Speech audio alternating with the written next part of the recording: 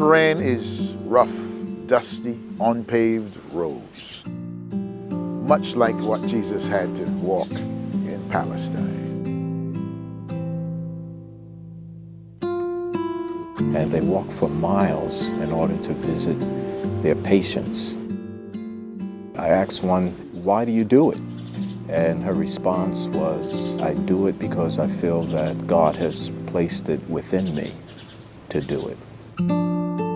To watch these individuals as they were taking care of these people that she talked about, and her eyes would sparkle, and she kept saying, "I have to be here, you know, I'm their only hope."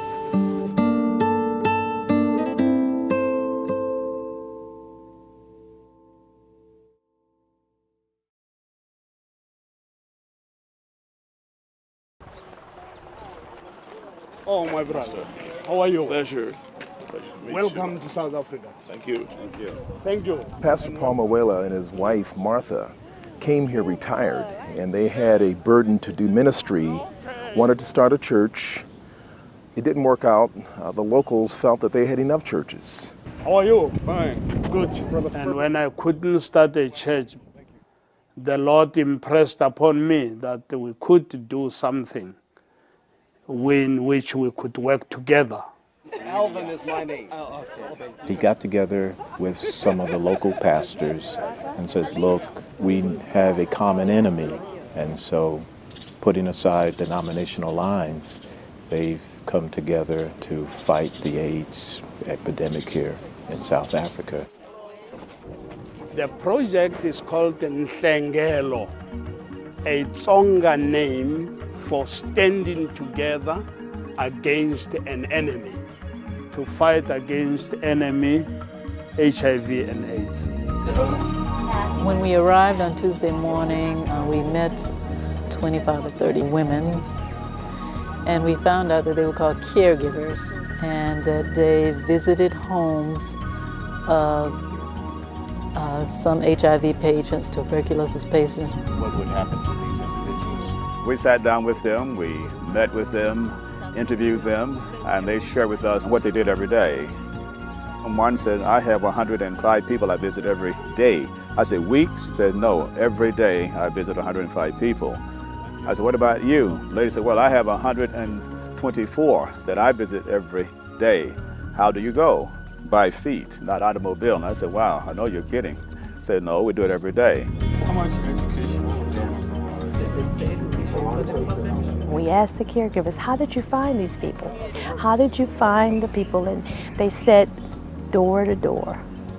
They walked door to door, knocking on the doors and looking for individuals that needed help. And they actually enter into the lives of people by going there and seeking out the needs of those who have been afflicted by AIDS. They are the ones who lay hands on in a very real way. They touch lives, they mingle with the people, they get to know them, and they minister to their needs. At Nhlengelo, we have 40 caregivers. Those are the people who visit the homes, make sure they know how many sick people and from what are they suffering from. Sometimes they have to clean the house where the patient is sleeping, do some washing for the patient, change the bedding, bathe the patients.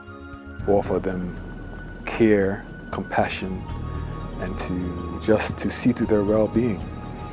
It's really a mission of mercy, a mission of love that they demonstrate on a daily basis.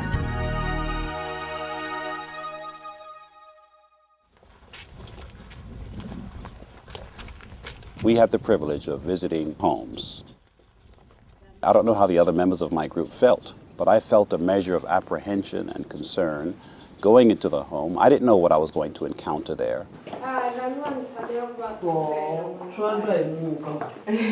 Where we went, the lady couldn't walk and her joints were stiff, and the caregiver just massaged her ankles and her feet and her arms wherever there was pain.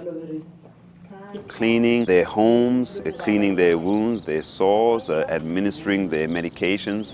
They see these individuals not as pure victims. They see them as individuals created in the image of God, and they treat them as such.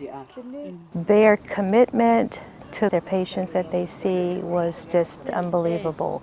They knew everything about those families, the names of their children, the ages of their children.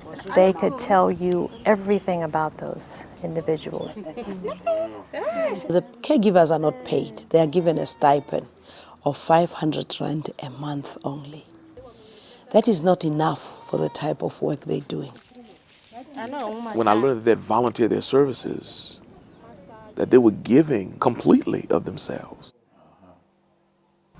Walking 2-3 hours in one direction and then 2-3 hours back home just to go visit individuals who are sick.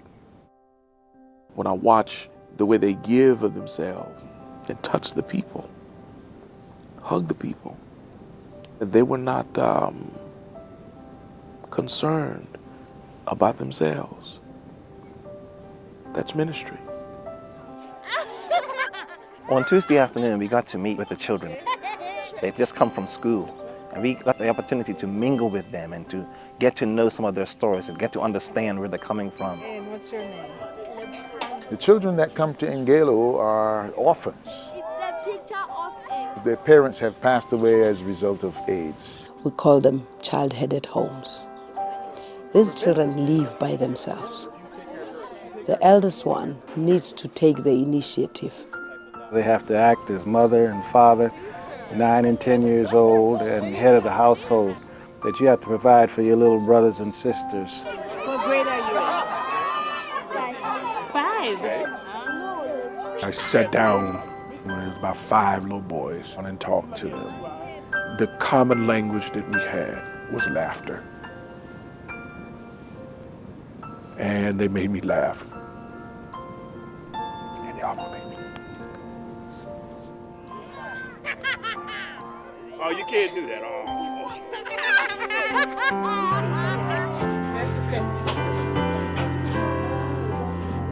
It was a wonderful experience to be able to serve all the children in Nhlengelo. And to see these children standing on line, waiting so patiently, and they would all say thank you. You know, they were just so grateful. So, you know, I don't know, it's just something else. I was surprised to find how happy the kids were, in spite of their situation. They were entertaining us a whole lot, and I was taken up with what they were doing, and I thought the kids needed to have some enjoyment themselves. That was a special moment for me. And I really thought my ministry should have been to them, but their ministry was to me. And I appreciated the experience of seeing the joy in their eyes of just being cared for by our presence.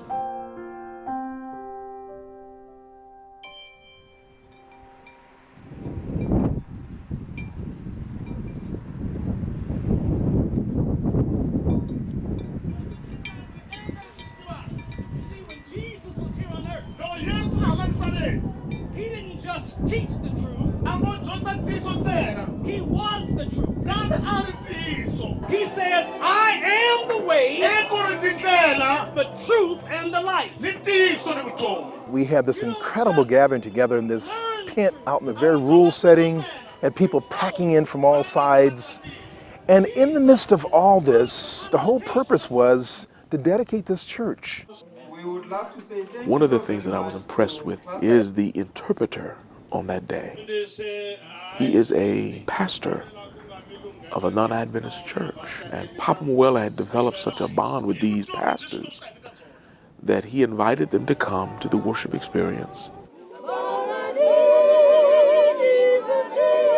Following the service, we left the tent and went to this new building there that the people in the community were just absolutely thrilled with. We would love to say thank you so very much to Pastor and Mrs. Mawelas for this church building. To see the community involved in the dedication yesterday, and to listen to how the chief of the village asked him, okay, you've done all this work at Nhlengelo, feeding orphans and literacy and taking care of patients. When are you going to build your church? This was an area where our church had not previously been welcomed, But here were community leaders not only welcoming us to the area, but they were even admonishing the community individuals to come to church, come to Sabbath school, bring your children, be on time, because this church is the church for the community.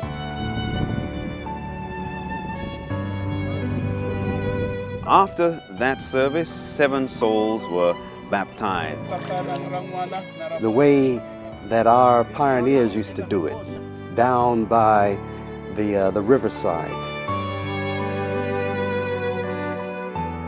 It was a moving experience, wonderful to behold, and the joy of salvation on the faces of those who took their stand for Christ.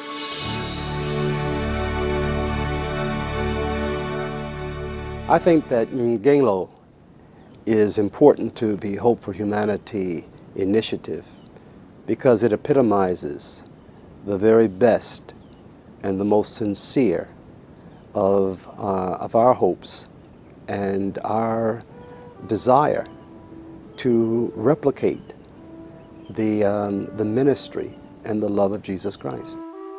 I believe that Pastor and Mrs. Mawelas are ambassadors of heaven. They're God's ambassadors. They're not about anything or anybody but the people that they serve. Now that I've been here, I've come to see that there's a lot of work to be done, that people are here sacrificing, giving all that they have to give comfort and relief to people. The work that they're doing would be what Jesus would do if he was here walking the earth right now. He would go from house to house, comforting, praying, doing whatever he could. I saw Jesus in the faces of the children. I saw him in the hands of the caregivers. I saw him in the patients as they looked back at their caregivers. I saw him more clearly than I think I've ever seen him before. In this partnership, there's nothing that we can give back to the church except our hearts, except our prayers, except our thanks. That's all we can give. But I am looking forward to a time when the Lord will come and there will be a great harvest of souls from this part of the world because of the partnership that we have had with Hope for Humanity.